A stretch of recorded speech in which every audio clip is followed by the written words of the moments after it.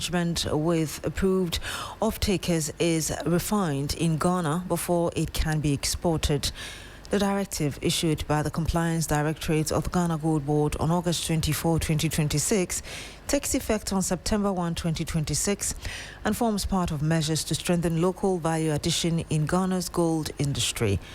The directive is issued pursuant to the Ghana Gold Board Act 2025, Act 1140, and is to be read together with the guidelines for the onboarding of off-takers and the conduct of transactions with off-takers issued on July 13, 2026. Engineer Ken Ashigbe is the Chief Executive Officer of the Ghana Chamber of Mines, and he spoke earlier about the directive.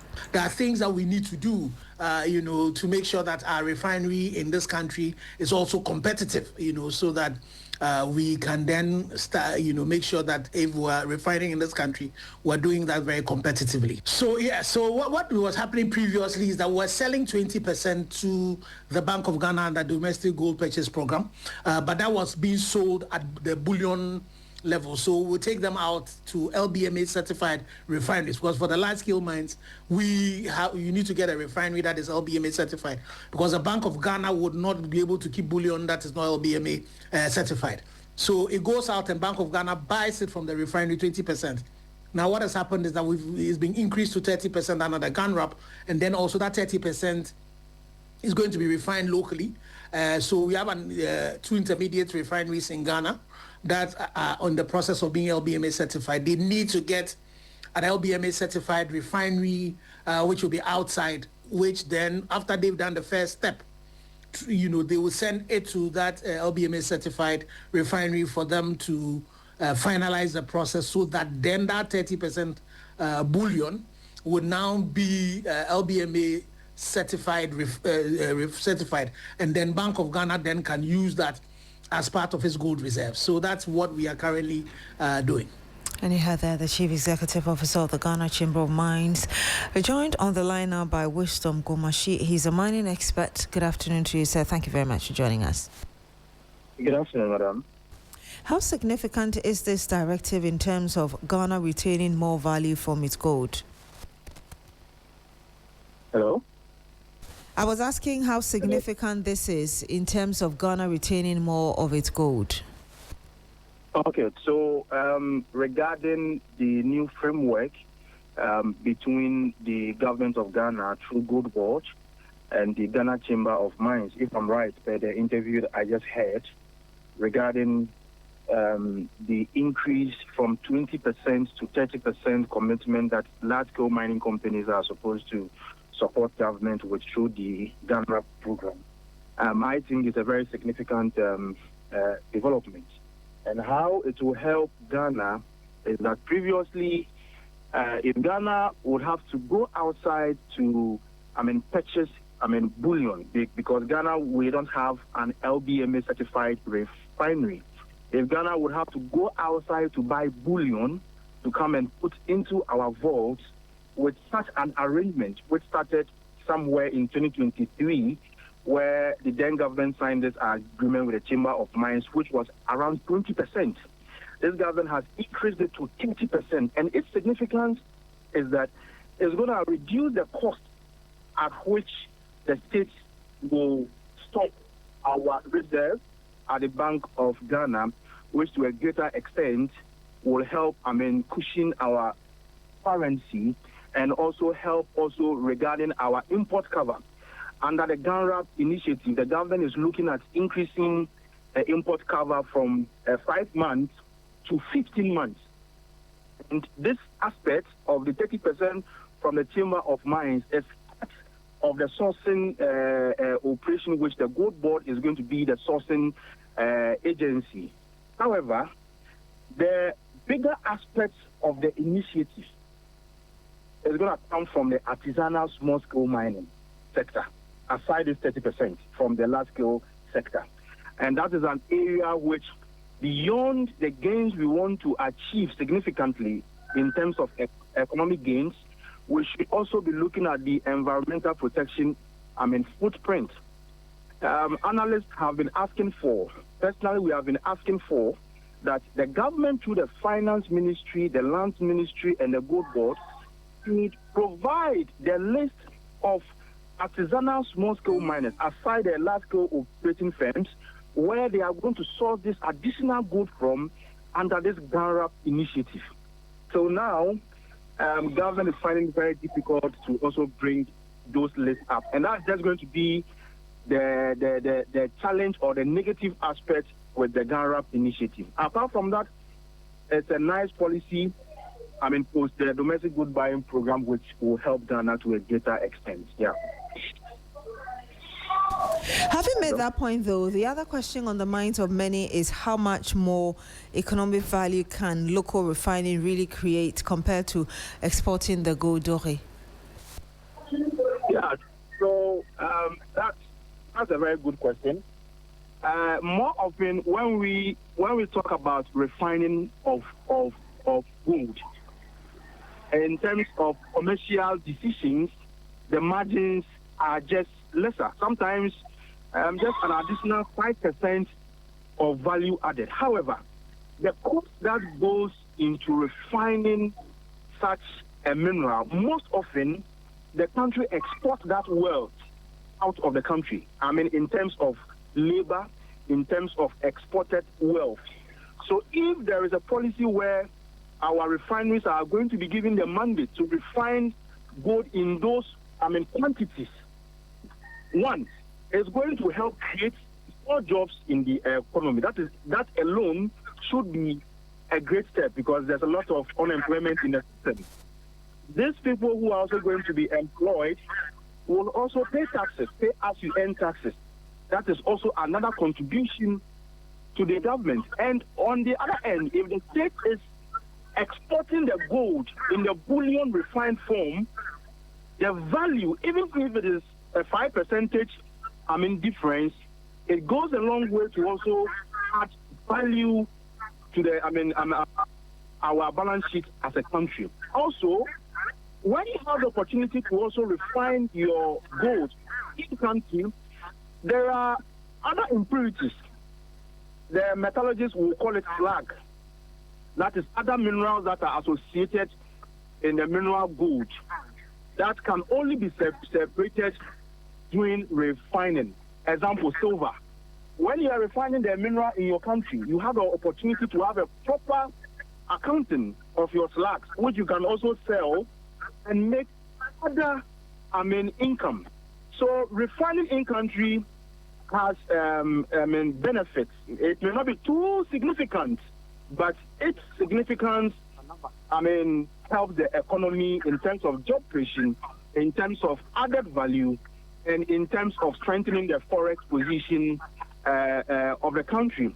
The only difference here is that I've just seen a publication by the Gold Board where they are asking self-financing aggregators to ensure that whatever gold that leaves the shores of Ghana to their off-takers are also refined. Whilst it is a good step, there should also be a model whereby it does not also lead to other losses elsewhere along the chain on the side of the self-financing financiers. Once Gold Board is able to... Hello? Go ahead, please. Yes. It's a good initiative, but it should go beyond just directive by Gold Board. Gold Board should be able to sit down with the self-financing aggregators, come up with a nice model which will not put self-financing aggregators, being the private businessmen of our country, or subject them to unnecessary losses as a result of such a directive. Yes. There are those who are also making an argument that perhaps, and you talked about value addition, one of the things the country can be looking at is going into manufacturing of jewelry, bullion production, among others. How realistic is that proposal or thought? Yes, so that's great. The previous administration attempted to establish what we call a gold soup through the PMMC's jewelry activities. But they were not able to complete that. Gold Board came and had actually upscaled that into Gold Board jewelry, like a fully fledged subsidiary in that aspect. The truth of the matter is that the jewelry, market in Ghana currently, they're not, near a lot of revenue or value to the state. Unless we are able to market the jewelry production aspect of our gold value addition initiative, where we can have people trooping from other countries into our country, like how Ghanaians can travel to India to buy jewelry, can travel to Dubai to buy jewelry. To drive the necessary value through that jewelry sector must go beyond just the policy. We must create the market for it. And Gold Board has actually taken an initiative to appoint some ambassadors, like Madam Jocelyn Dumas, Bolare, and Co., to serve as ambassadors for that initiative. But it is still not enough. We can only derive that necessary value if we are able to market Ghana as a center of quality jewelry produced from gold. And until then, I'm not sure that sector can generate us a lot to support our economy. We will just still be dependent on just exports and getting the inflows back into the country. What other challenges do you foresee and how you believe we could deal with them briefly? Hello, come again? I was asking you what other challenges do you foresee and how you believe we could deal with them in like 40 seconds, please. Okay, so I believe the major challenge facing whatever gold discussion we are having now in our country is about Gold Board's purchasing mechanism and pricing, and by extension, they are aggregators. And I believe that it is an area we should all, have a concern about, get it to be reviewed to get them to operate efficiently. And when Gold Board is operating efficiently, definitely the country is going to get benefits from it across all sectors. Yeah. Thank you very much, Mr. Gomashi, for speaking to us. Thank you. And you heard the Wisdom Gomashi. He is a mining expert sharing his thoughts on the new directive on exporting raw gold. Still in a separate development, actually, a sharp division is emerging in Takwa over the future of one of Ghana's biggest gold mines. The Apinto Traditional Council is urging the government not to renew Goldfields Ghana Limited operating license when it expires in April 2027. But the chiefs and residents of Ahuniso and the concerned youth of Takwa in Swayim are pushing back. They say Goldfields has delivered real development to the catchment area and wants the government to extend the license to keep its operations and social programs alive. Irama Smith has more. With placards raised and voices united, the concerned youth of Takwa and Swayim, chiefs and residents of Huniso and other Goldfields catchment communities took to the streets of Takwa on Wednesday. Their message was simple: Goldfields must stay. The demonstration follows calls by the Apinto Traditional Council for government not to renew the mining license of Goldfields Ghana Limited's Takwa mine when it expires in April 2027. But the protesters say the call does not reflect the views of all communities affected by the mine's operations. They argue that Goldfields has played a significant role in the development of communities within its catchment area through its corporate social responsibility initiatives. For the government to say that they won't sign the lease for Goldfields, it will affect Takwa. So we are pleading. Goldfields is the light of Takwa. If Goldfields goes off now, Takwa goes off as well. That is why we are doing demonstration and we are saying Goldfields must stay. All that we are saying is Goldfields has been with us and he has helped us. All our social amenities in Takwa here are being provided by Goldfields. Employment, everything that we are enjoying today is Goldfields. From education and health to infrastructure and livelihood support, the demonstrators say the company's interventions have made a difference in the lives of residents. For them, ending the company's operations could also mean losing an important source of development support and economic opportunities. It in the Asra Ban said, Madana go for on now. No project beyond the assume Bia Yama, Dako community. No, that's what made I am. I say, Yama been Koye, and I'm Fabia, in the entrance and free go for the entrance. Nancy should be higher no more, as she said, into the same sanity. Yes, I say, I buy who Taka run mobile. No more community near woman, no farmer go fish in the man and Pamel. The Takwa mine contributes about a third of Ghana's annual gold output. As the April 2027 license expiration approaches, the calls for and against renewal are expected to intensify. What is clear is the people living closest to it say they want the company to stay. Irama Smith, Takwa. 19 minutes past the hour of 12. When we come back, we'll bring you some more. Stay with us. Freezer, get the abba. Adama for the abba, a freezer.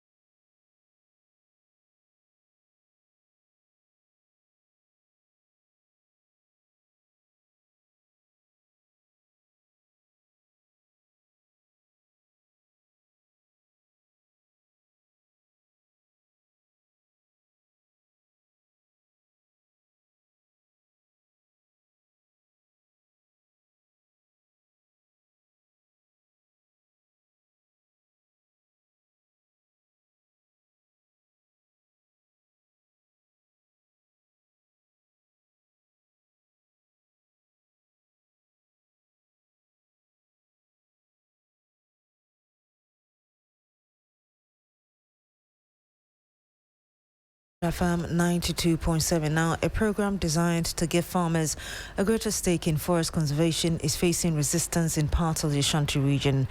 Farmers in the Mankraso catchment area are reportedly refusing to participate in a tree tenure and benefit sharing mechanism, alleging that armed illegal chainsaw operators are taking over forests they helped protect. The National Timber Monitoring Team says the situation is threatening efforts to promote sustainable forestry and afforestation in the area. Ibrahim Abubakar is my colleague in the Ashanti region. He's following this. He joins us live on the line. Ibrahim, what is the background to this program, first of all? Well, so the tree tenure and benefit sharing mechanism was introduced to encourage farmers and landowners to participate in forest restoration and afforestation. And this means that the Forestry Commission was giving them a recognized stake in the trees they help plant or protect. Now, the idea is to move away from a situation where farmers mostly see trees on their land only as restriction on their farming activities, because they are expected to have a share in the benefit generated from those trees. And this was creating an incentive to them. And basically, it is to help in the afforestation of the country. And for that matter, the program therefore seeks to make farmers partners in forest conservation and afforestation. There were these armed illegal timber operators who entered somebody's tree farm and started harvesting. The Forestry Commission people heard about it and they rushed to go and apprehend them, and they exchanged fire. So the farmers are now saying that because they are attacked when the trees are matured for them to get their fair share, harvest them and have their fair share, they can't have it. And their life are in danger as a result of the trees that have been felled by the armed attackers. They are not going to involve themselves in any tree planting because they won't get anything. Ibrahim, what are the concerns of the farmers, if you can tell us? So, Beatrice, as you heard the director of the National Timber Monitoring Team, Alhaji Mohammed Kwekudoku, said, for the farmers, the main concern is about trust. And they feel that they have been asked to protect our forests and participate in tree planting. But then they are not seeing sufficient benefit from the program because the illegal chainsaw operators are entering their farms and they are just cutting down all these trees. And for the farmers, this creates a worrying situation because while they are expected to protect the forest, they are unable to prevent others from entering their lands and harvesting the trees. And they see this as a threat and financial losses to their activities. That's why they are saying that until the Forestry Commission is able to give them that assurance of protecting these trees, most of them are saying they may not participate in this forestry. But even outside the concern of the farmers, there are also timber operators or traders who are also raising another concern about extortion from forestry officials and also police whenever they are transporting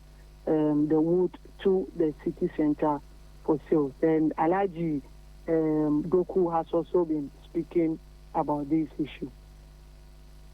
Obeshia forest for ani tia di foni aju sika se pare kuta on enye ukoduru akomadan a ye baju sika ukoduru kentampa ye baju sika enti ye sra ban se oro ma ejanu pipa ma ye sika no enkodi aman no sense be di ankrankra botum. Ibrahim, this man was speaking in Chi. Tell us exactly what he was saying and perhaps what a failure of this program would mean to afforestation in the region.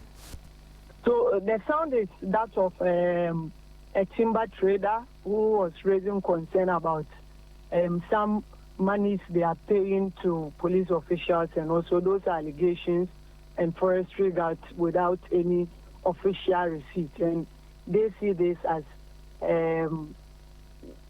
issues that even affect their business environment because already business are going down and they have to pay monies outside the official one. So they were calling for government to intervene and ensure that these are stopped. But with the issue of the failure of the program, in fact, obviously looking at the level of deforestation in our various forests, especially in Ashanti region, we know that afforestation depends heavily on the willingness of especially local farmers and landowners to participate. So if farmers lose confidence in the program, they may less likely willing to plant, maintain, and even protect trees on their land. So that could undermine effort to increase our forest cover and restore the degraded landscape. So the cycle continues, which means farmers are withdrawing. That means we are having fewer trees to plant or protect, and illegal logging will also become easier and forest degradation will increase. So they are looking at all those things, and even beyond the environmental impact, the failure of the program could even weaken public confidence in future government or forestry initiatives that depend on communities to protect natural resources. Indeed, thank you very much. Ibrahim Abubakar, Ashanti Regional Correspondent. The Vice President, Professor Nana Jino-Pokwajiman, has called on Africans to abandon dependency and take greater ownership of the continent's development, saying Africa must move beyond having an Africa we want to building an Africa we work for.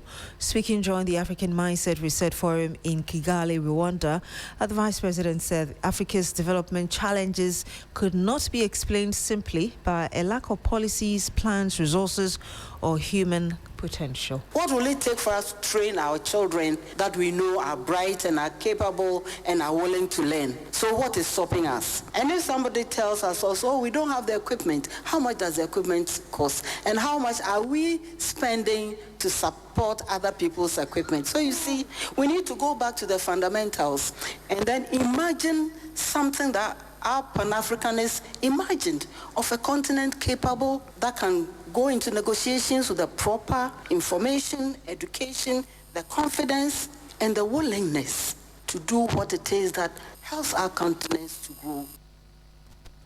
And he had that the Vice President, Professor Nana Jeno Pokwa-Juman, and still at the presidency, President John Mahama has assented to 10 bills recently passed by Parliament. This includes the Community Service Bill 2026, Tribunal Bills 2026, Maritime and Related Offences Bill 2026, Energy Sector Levies Bill, Ghana Cocoa Board Bill 2026, and Value Added Tax Amendment Bill 2026.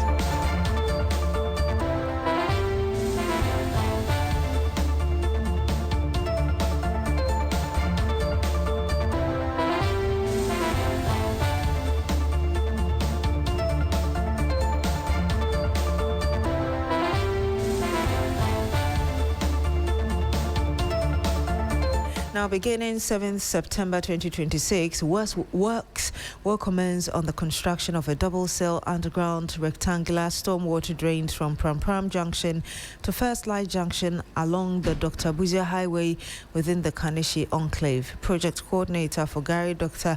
Kwejo Hinisafo, speaking at the Government Accountability Series, announced that the drain to be constructed measures approximately 10 meter wide by 1.95 kilometers long and will replace the existing number 1.2 m diameter pipes.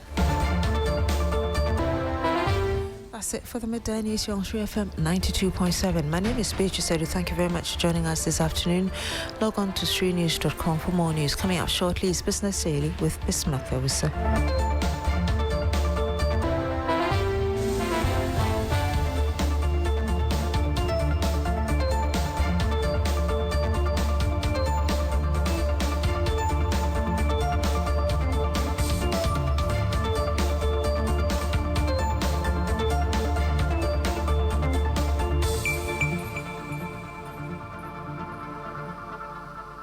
Follow us on social media, Twitter at 3FM927, Facebook at 3FM927, and also on 3news.com.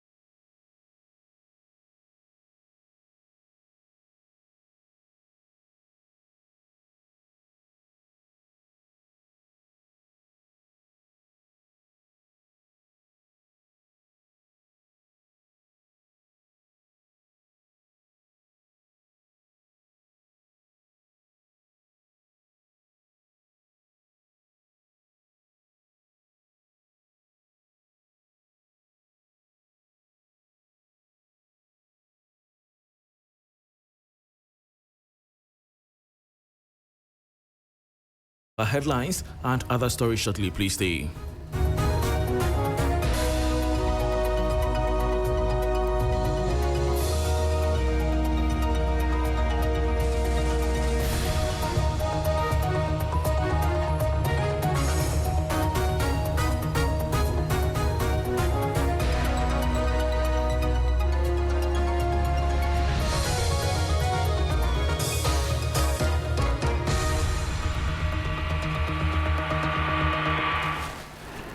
Thanks for your company. Now to the details.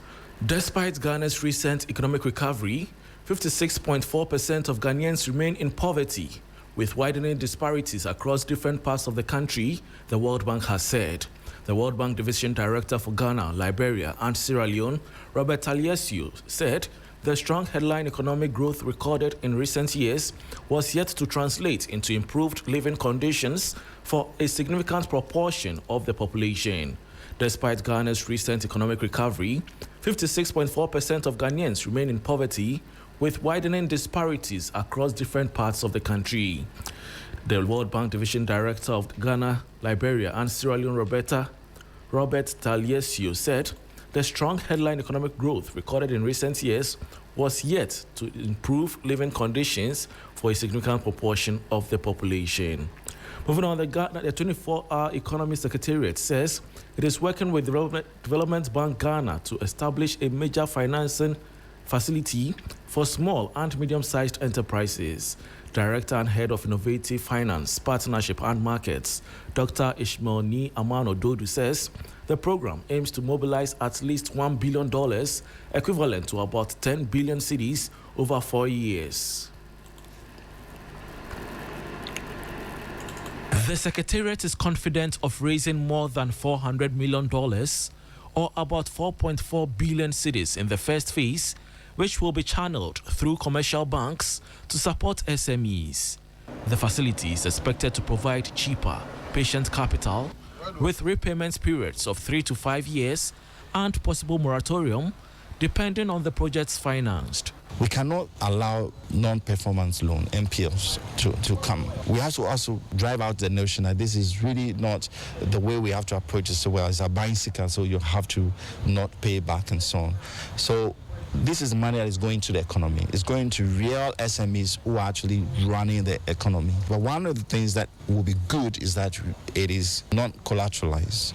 We are setting up an insurance scheme to be able to insure the loan that will go to you and also insure the product as well. SMEs account for an estimated 80 to 90% of Ghana's economic activity, but continue to face major challenges in accessing affordable financing.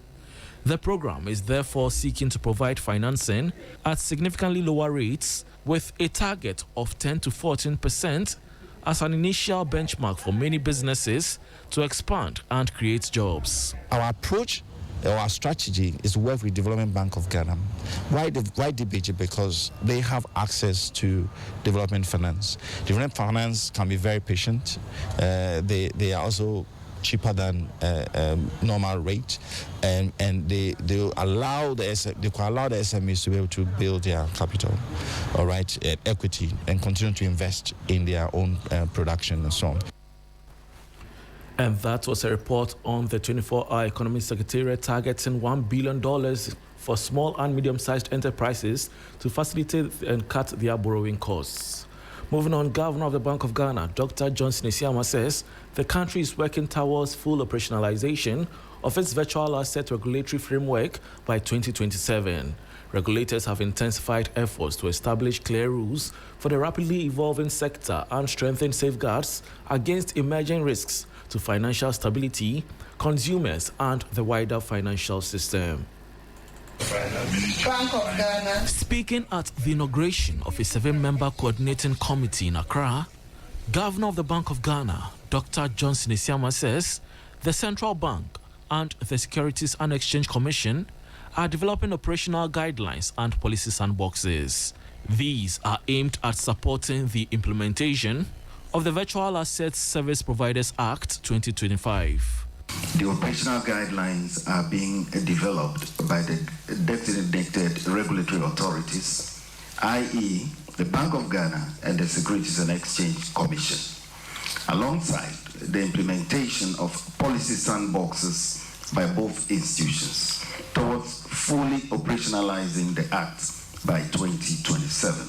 Director General of the Securities and Exchange Commission, Dr. James Klucha-Veji, says the newly inaugurated Virtual Asset Coordinating Committee will bring regulators and key state agencies together to close regulatory gaps, coordinate supervision, and help position Ghana as a trusted hub for virtual asset innovation in West Africa and beyond. If this is left uncoordinated, it creates blind spots, gaps regulators miss, and becomes opportunities that bad actors exploit.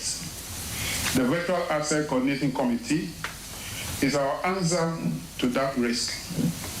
It brings the Securities and Exchange Commission, the Bank of Ghana, and our partner agencies to one table. And that was a report on Ghana targeting 2027 for full operationalization of virtual asset regulatory framework, stressing the need for stronger oversight, coordination, and financial stability.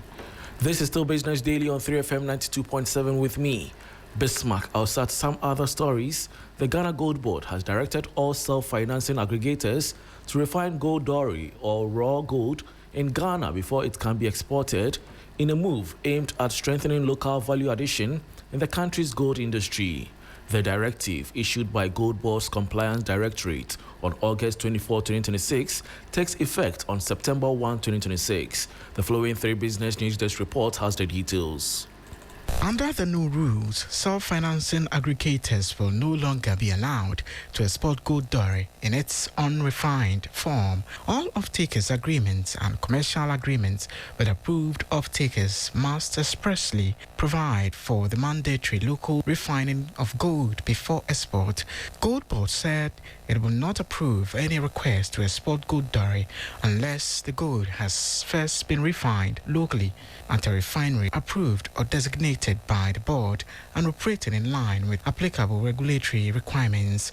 The directive was issued pursuant to the Ghana Gold Board Act 2025 Act 114 and is to be read alongside the board's July 13, 2026 guidelines on the onboarding of off-takers and the conduct of transactions with them. Gold Board also reserved the right to determine the refinery for particular gold shipments and issue further operational directives governing the refining process.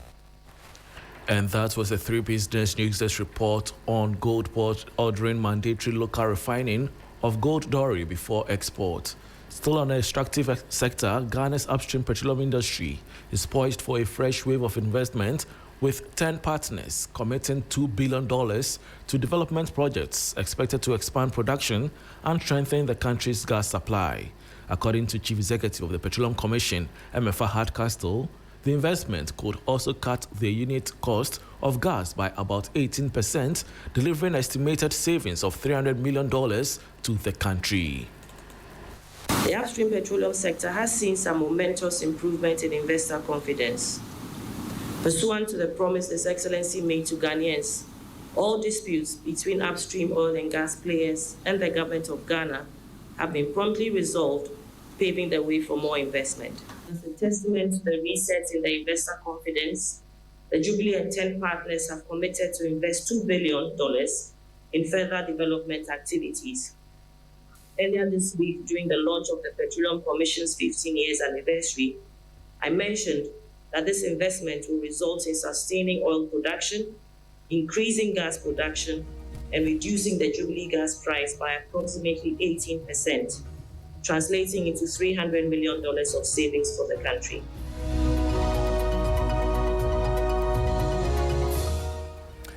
You heard Chief Executive of the Petroleum Commission, Emefa Hardcastle, entering Business Daily on 3FM 92.7 with me, Bismarck. Also, for more business stories, please check out our website, 3news.com. Thanks for your company.